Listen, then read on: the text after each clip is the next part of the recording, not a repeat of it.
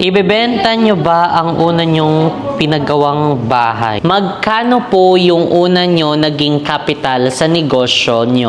It doesn't mean na nagtitrending yung ganitong business, gagayahin mo. Second chance kasi, mabigat yun eh. Focus na lang tayo sa mga buhay natin, sa plans natin, sa...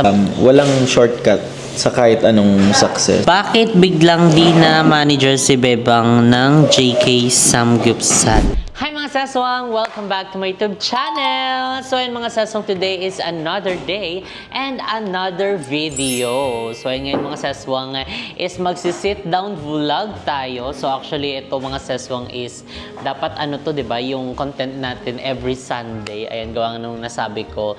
Nung last upload natin na sabi natin every Sunday is meron tayong sit down vlog, chill vlog lang. Pero hindi nasunod dahil nga may mga pagbabagong mga nagawa at naging busy tayo. But anyway, mga seswang, I'm happy to announce sa inyo mga seswang ng ating Cafe Mo, Dasmariñas branch is finally available na po tayo sa Food Panda. So, kaya naman sa lahat ng aming mga suki dyan na talaga namang solid dito sa ating Cafe Mo.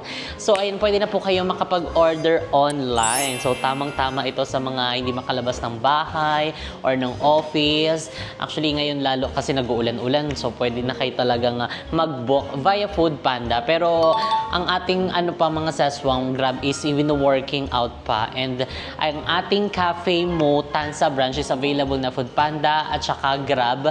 Pero ang ating Cafe Mo Molino Bacoor branch is Food Panda lang din po. Pero ay malapit na rin siya maging available sa Grab. But anyway mga seswang, today is meron tayong makakasama. Siyempre hindi pwedeng ako lang ngayon dahil marami kayong mga katanungan nagtatanong sa inyo mga isip at syempre yan ay sasagutin namin. So actually nag-post ako sa aking Instagram, nag-story ako kung meron kayong mga question. Ayan, so marami mga nagtanong doon pero hindi lahat yun isasagutin natin kasi kung lahat yun baka hindi na tayo matapos dito. So tawagin na natin si Mo. Ayan, ang cafe mo. Parang hindi nabasa ang cafe mo dyan. Basa? Hindi. Hi guys. Ayan. Hello mga Hello, kamumo. Mga kamumo. Magi. Kamumo din eh. So, ayan mga seswang, bago tayo mag-start, ayun, ipapaano mo muna sa kanila ang ating bagong product dito sa Cafe Mo Dasmariñas branch. Guys, ngayon I'm happy to announce din na available na po ang Tiramisu series dito sa Dasmariñas branch. Ayan, ang dami ding nagre-request na sana meron tayong tiramisu. So, meron na po kaming tiramisu series dito sa Dasmariñas. So, dito po lang po siya available. Kasi itatry pa lang po muna namin. Pero, pag naging okay naman ito at na-sold out yung mga ginawa ni Mo, pwede na natin siya i-open at i-offer sa ating Tansa branch at sa Molino Bacoor branch. So, ano-ano ba yung mga flavor na meron tayo dyan? So ayan guys, meron kami ditong syempre yung classic tiramisu. Ayan, walang ano siya, medyo OMG. chocolatey. Ang nakalagay dito sa classic tiramisu natin, discover the earthy flavor of coffee mixed in.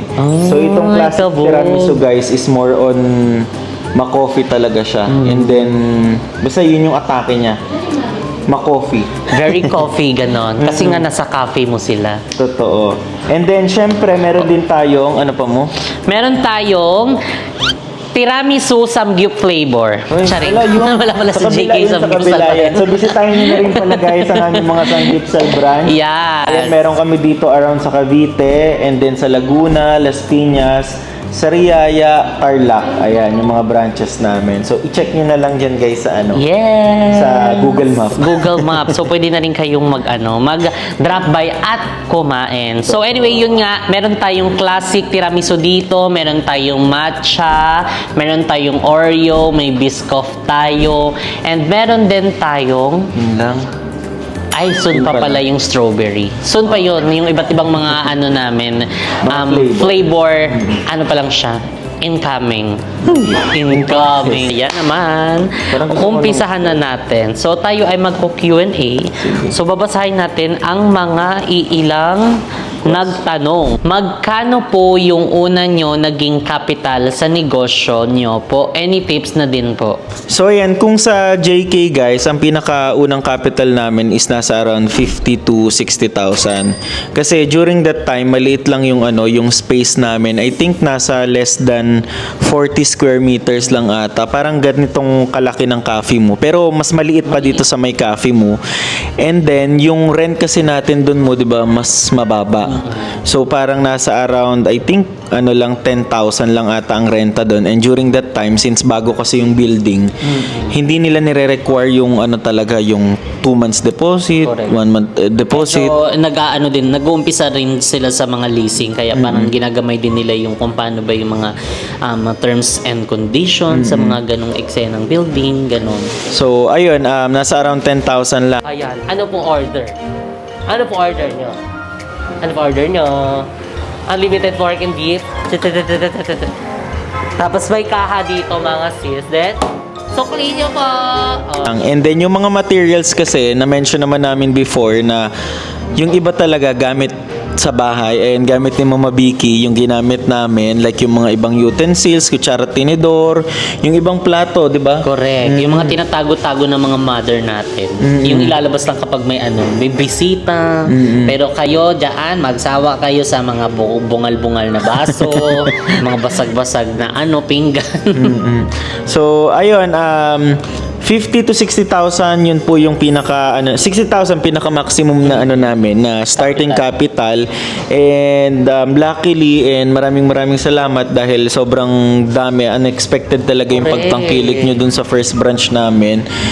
Ewan ko kung masisingit ko yung video na yun, Sige, pero hanapin mo. oo, sobrang dami talagang tao na tumangkilik doon sa ating first ever branch, pero nawala na siya dahil nga nagka-problem doon sa mga permits, kasi nga since bago yung building, wala silang, yung mga other permits na nire-require sa amin para kumuha din ng permits on our end. Ayun, so yun lang, sad lang, pero sobrang gandang starting sa amin yun dahil nag-triple, nag-quadruple pa nga yung yung kinita doon. Kinita at saka yung, alam mo yun, yung branch ng JK kasi doon tayo nag-start. Kumaga parang blessing in disguise din yung na-experience namin, and hindi din namin makakalimutan kasi sobrang memorable noon.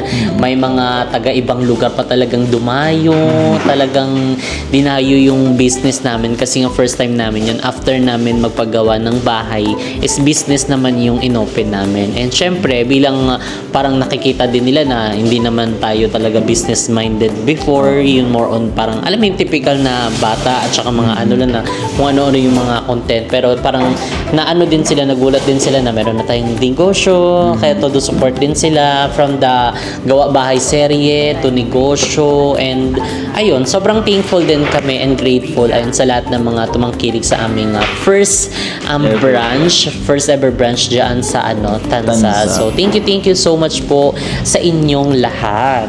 At saka siguro ako, kung tatanungin nyo na paano po yan, 50 to 60,000, kasya po ba yan ngayon to start up?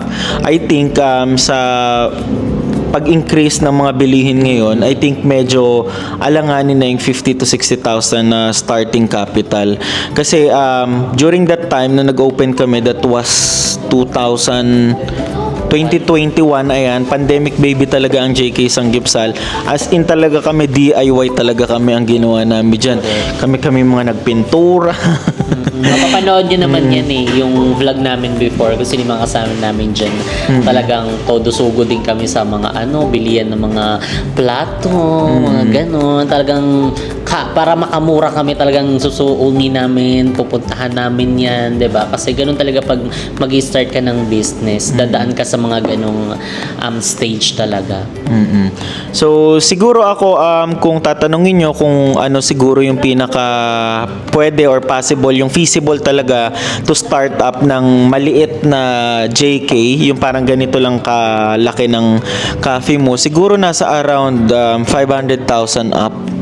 Ganun na. Kasi medyo mahal na talaga ang bilihin lahat. Supplies, at the same time yung mga, tawag dito, mga materials mo, equipment. So, depende pa rin talaga sa magiging design or outcome ng gusto mong mangyari. Pero isa din sa i-consider nyo is syempre yung mga ano din, yung renta nyo, yung mga babayaran nyo every month, yung tubig, kuryente, lalo yung mga supplies. Ayun, syempre talagang nagmahal na talaga ngayon ang lahat ng mga bilihin. Kaya, ayun, kumbaga parang isipin nyo din mabuti kung ano yung business na papasukin nyo. And tips lang mga session kung magbe-business kayo, ayun, wag nyong isasakto yung budget nyo sa mismong ipapatayo nyo. Like kunyari, 50,000. For example, 50,000, yun na yung pera mo, yun yung pinaka-budget mo. Syempre, bibili ka pa ng mga kung anik-anik dyan, mga supplies mo, mga kagamitan. So, at least magtira ka ng, alam mo yun, maglaan ka ng kahit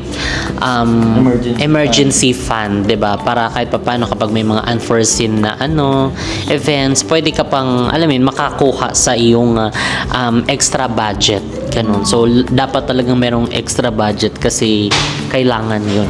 Another tip guys, it doesn't mean na nagtitrending yung ganitong business, gagayahin mo. Hindi ganun. Kailangan i-check mo rin kung feasible ba siya, kung kaya mo ba gawin, ganito, ganyan. Hindi lang yung nakikisabay ka sa uso. Kasi minsan, some businesses failed because of that. Nag-aano sila sa mga trending na hindi mo na inaaral. Make sure na passion nyo yung gagawin yung business. Kasi kami guys, hilig namin kumain. So, tinurn out namin siya into business, sa food business. So, wala naman talaga kaming specific na business talaga kung anong kind of business. Pero mahilig kami kumain, and since mahilig kami kumain, food business ang papasukin namin. Correct. So, ayun, first question pa lang, ang haba na ng ating paliwanag. Siguro tikman muna natin to. Baka hindi natin matikman to sa dami nating lakdak dyan. Sige daw, be. Tikman daw, be. So, ang meron kami ay Classic tiramisu. So, ayan. So, ito guys, ang classic tiramisu. Medyo may pagka-coffee, talaga. Yes. So, ayan siya. Nakikita niyo ba? Ayan po. Ang ating classic tiramisu. So, itikman na to. Ay, parang merong gustong magtumikin dito. Hala, parang, ay. Nahiwa Ay. siya. Ay. Hindi pa siya masyadong solid. Ay, pero Talagang sarap na. Kita mo. So, ayan mga sis. Yung itsura ng ating tiramisu. Parang lami siya, Ben.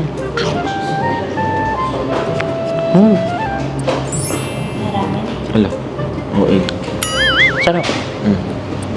Oo nga, Ben. No?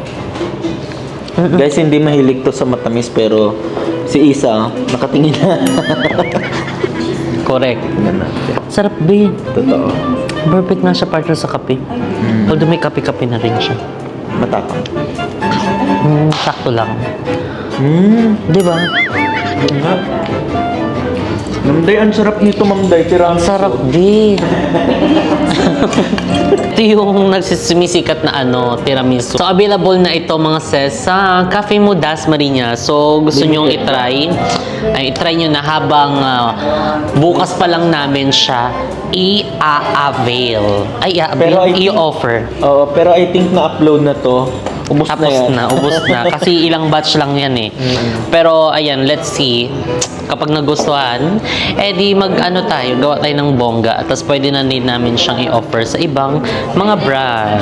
Next na tayo. Next question. Okay, next question natin is, ibebenta nyo ba ang una nyong pinagawang bahay? Ang sagot namin dyan is hindi. Ay, dahil sobrang laking blessing yun. Doon talaga din nag-start ang lahat. Ayun, kaya tinawag namin siyang House of Blessing. Kasi grabe yung buhos ng blessing simula nung pinapagawa namin yun. Talagang namin yun, isa yun sa natin, no? Lucky Charm. At saka House of Blessings yun talaga. Na-build yun not just only because of our hard work, but also ang daming mga taong nag-contribute din doon. Correct. Siyempre, hindi naman namin dinidiscredit yung mga tumulong din sa paggawa nun. Ayan, marami din talagang mga nag-help sa pag-build ng bahay na yun. Kaya sobra kaming blessed doon. And nagbabalik lagi yung mga alaala. Before, yung mga time na nagpapagawa kami. And ayun, hanggang ngayon, is super thankful and grateful kami sa lahat ng mga taong sumuporta sa amin nung pinapagawa namin yung bahay na yon, sa lahat ng mga naging part ng House of Blessing. So alam nyo na kung sino yon, kung sino-sino kayo. Ayun, maraming salamat po from the bottom of our heart, and syempre kay Lord. Ayan, sobrang pinag-bless tayo ng Lord. So maraming salamat, Lord.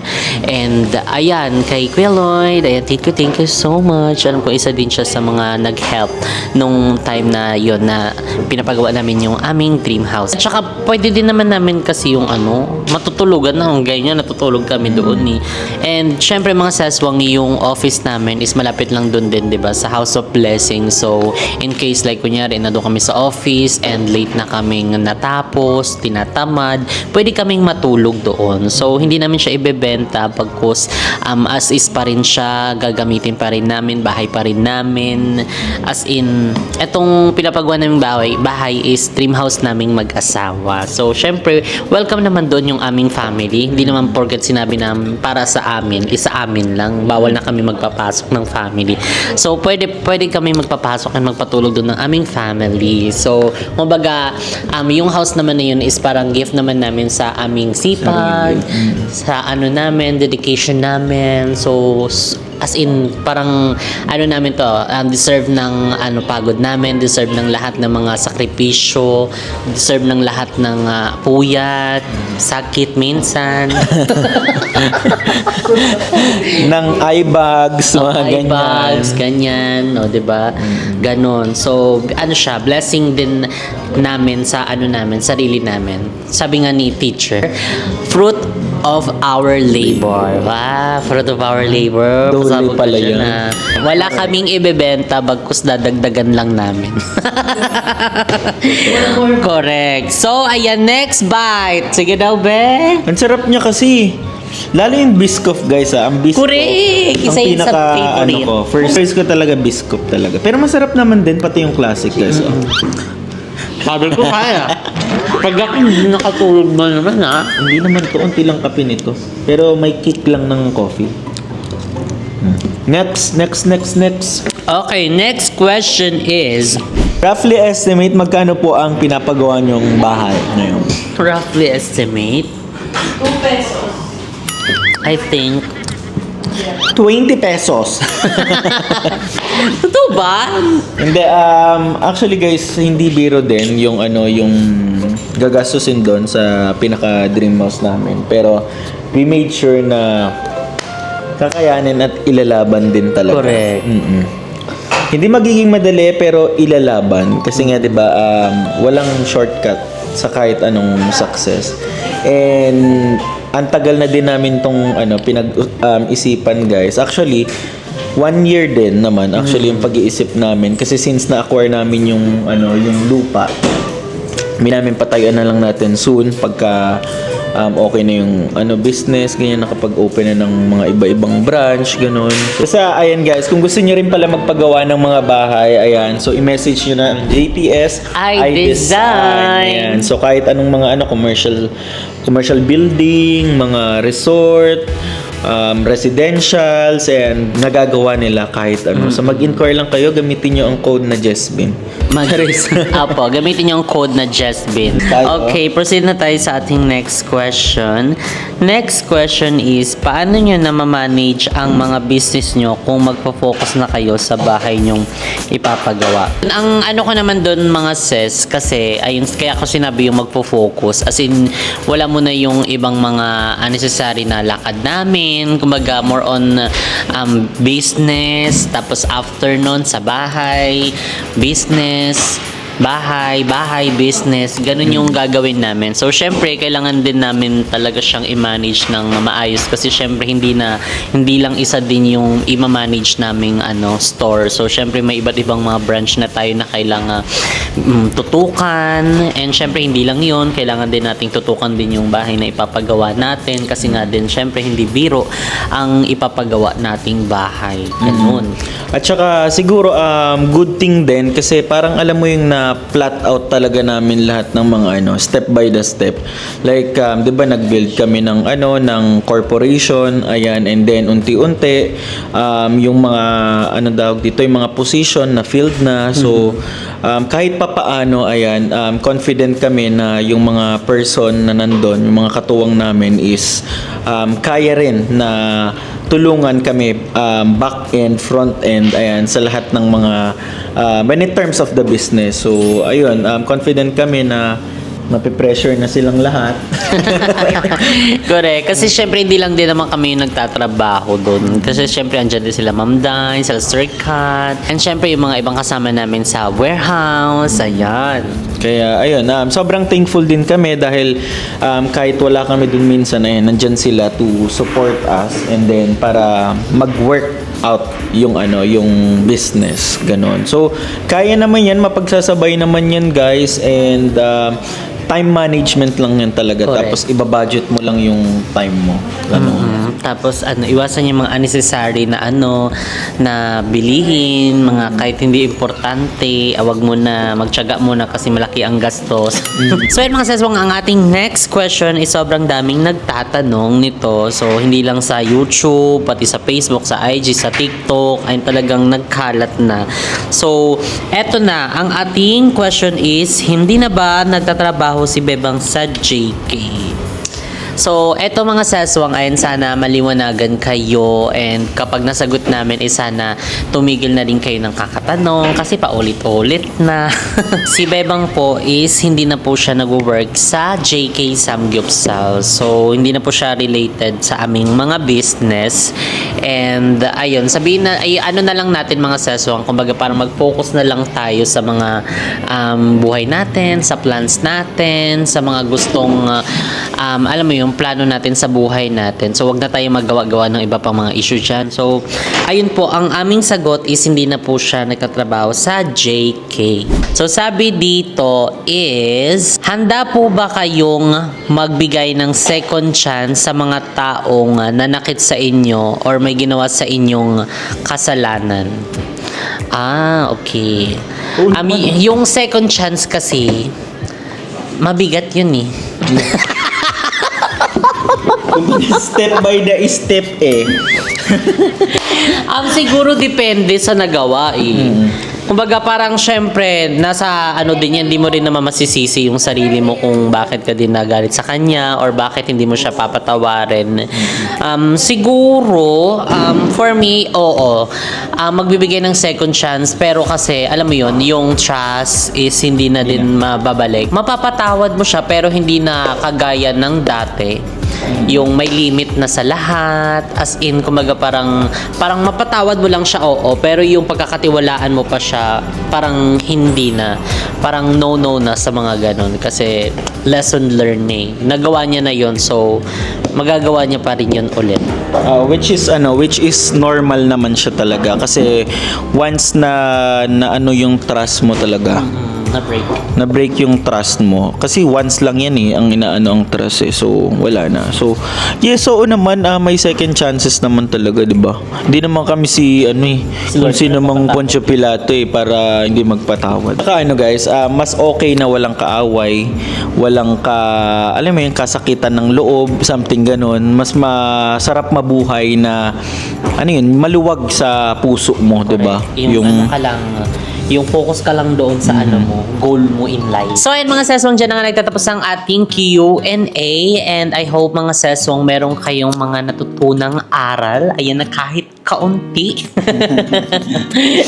And then sana guys, hindi kayo nagsawa sa mga mukha namin na magtatalak-talak ng 20 to 30 minutes dyan. So, kung nakaabot pa kayo sa video na to, so press 143 for I love you. 1, 4, 3, 2. I love you too. Then, press 143 kung nakaabot pa kayo sa mismong video na ito. Correct. And ayun mga saswang, dito na nga again ang ating video. Again mga saswang, available na po ang Cafe Modas Maninos branch sa Food Panta. And available na po ang ating tiramisu series. So ayun, may mga iba't ibang mga flavor na po tayo dito. So pwede na po tayong mag-avail. So ayun mga saswang, dito na nga again ang ating video. If you like this video, don't forget to like and share and comment down below kung ano pang gusto nyo maging next video natin. And don't forget to subscribe to YouTube channel Jessica Absalon, and see you guys on my next video. Bye!